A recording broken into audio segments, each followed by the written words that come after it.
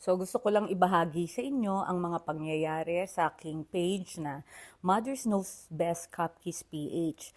Ang aking FB page ay nahack po, so nabiktima po tayo ng phishing. So sa nakakalungkot man po na pangyayari, humihingi po ako ng suporta sa inyo, na suportahan ako sa aking IG page at sa aking YouTube channel.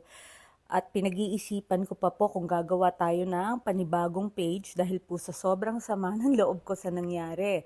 Pero ganun pa man, ang buhay ay kailangan tuloy-tuloy lang. Ika nga, the show must go on.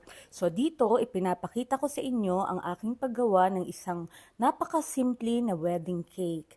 So ang wedding cake na to ay eggless po at non-dairy.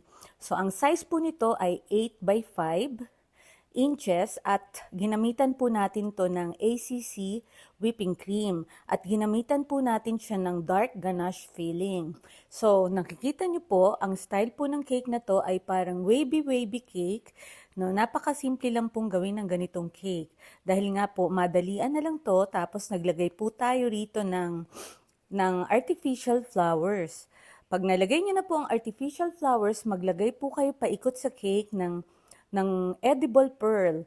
So, ang ginamit po natin na color dyan ay, meron tayong purple accent, pink flowers, and white. Tapos, nilagay na po natin yung ating wedding toppers.